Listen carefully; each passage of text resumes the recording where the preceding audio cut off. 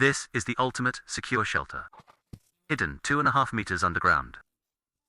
The interior is spacious enough for one person, and the exterior blends perfectly with the surroundings. It remains a warm and cozy little world inside. As the first Siberian snow approaches, Carl rushes to dig the shelter before the ground freezes. He sets off early with his tools. Upon arrival, he clears the site first, moving the scattered logs to one side. Then, he clears the weeds and fallen leaves with an axe.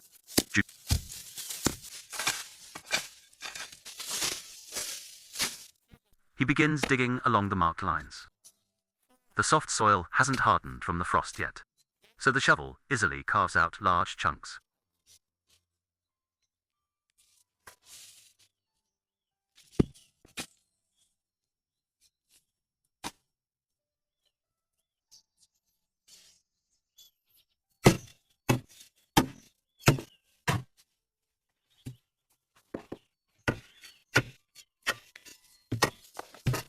After reaching the ideal depth, Carl digs 3 pits at the base of each wall. These pits will house the main support beams, providing a solid foundation for the structure. Next, Carl returns to the surface and heads to a nearby pile of dead trees. He picks out a sturdy log, saws it to the right length, and trims off the messy branches. Carrying the log back to the shelter, he places it firmly into the pit against the wall. Then, he fills the gaps with soil and packs it down. When Carl returns to the forest again, the land is already blanketed in thick snow.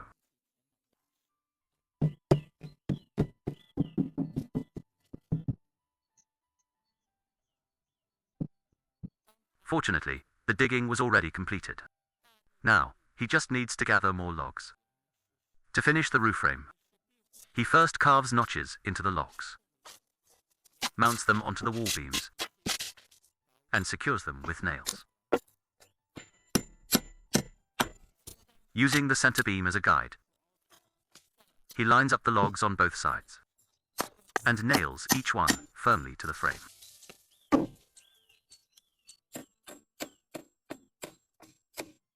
The finished structure is so strong, it could withstand a tank driving over it. For easy access, Carl prepares to logs.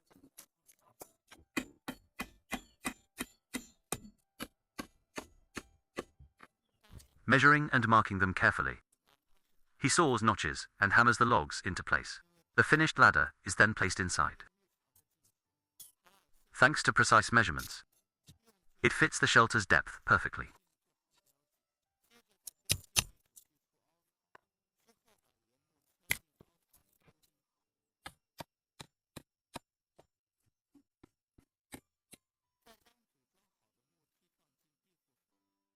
Next, Carl installs a few logs on the roof, leaving space for the chimney pipe. He then seals all the gaps in the roof.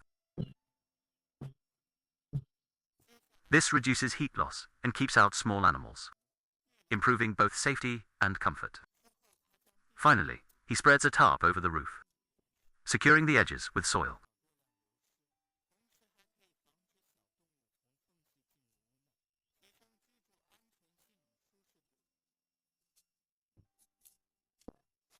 He covers the roof with more soil, leaving only the chimney opening. He adds a few logs to heighten the chimney vent.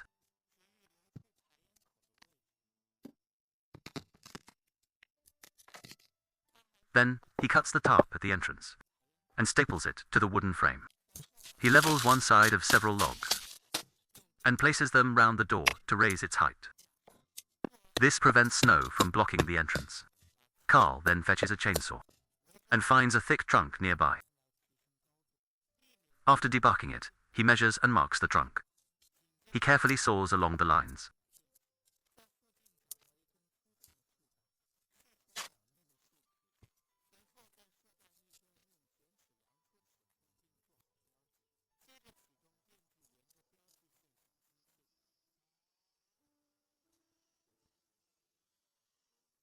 Processing the log into flat boards.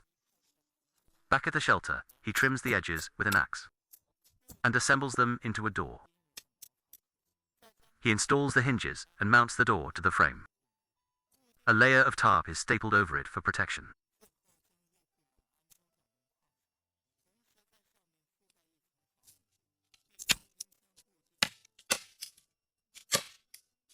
To make the shelter more discreet, he scatters dry leaves and debris over the surface. This blends the shelter into the forest. Next, he cuts more boards and moves them inside. He secures them to the wall frames, one by one. These boards act as a physical barrier, blocking moisture from the soil and preventing dampness.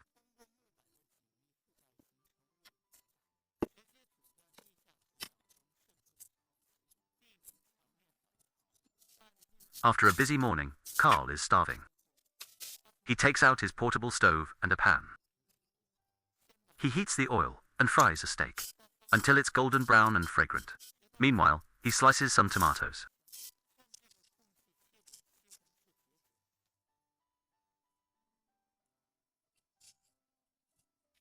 After a quick meal, he wastes no time and continues paneling the walls.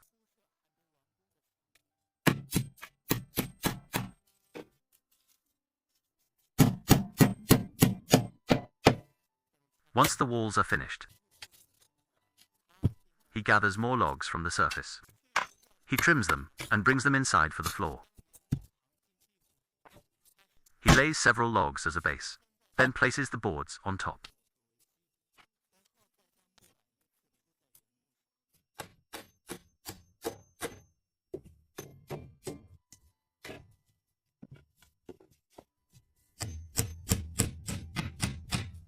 With the floor done, the main construction is almost complete.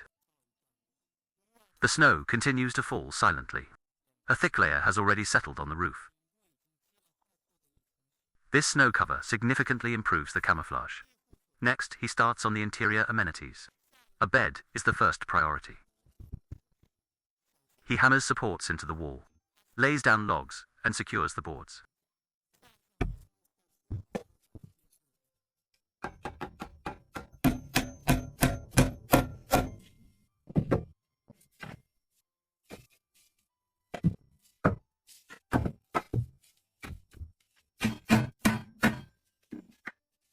With the remaining wood, he plans to install a folding table. It's perfect for prepping food or eating without taking up space.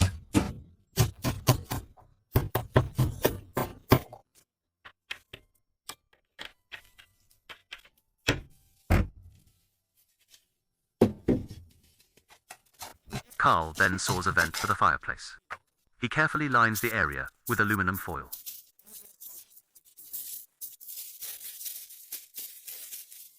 And staples it down to prevent stray sparks. He adds more foil to the surrounding walls. He sets the fireplace in its spot and assembles the flue.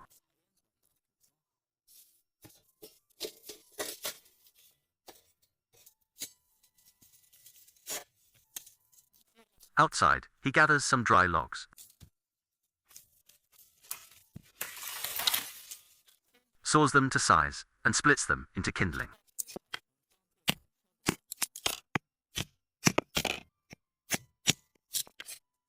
After stockpiling the wood inside, he finally lights the fire.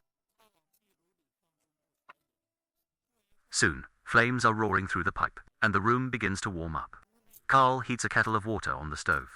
While waiting, he installs a simple wall shelf.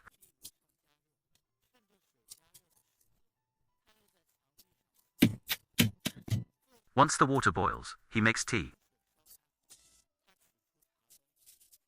with lemon and red dates for vitality. He also prepares coffee in a thermos to stay hydrated through the night.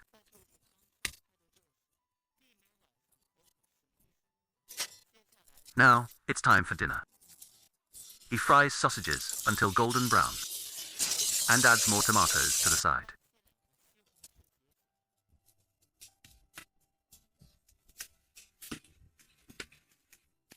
Even after eating, Carl stays busy. He chops more wood outside to ensure the fire doesn't go out overnight.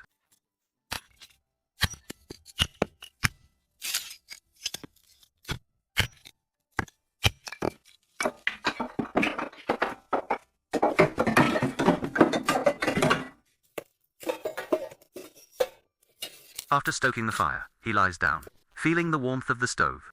Exhaustion from the long day washes over him, and he soon falls fast asleep.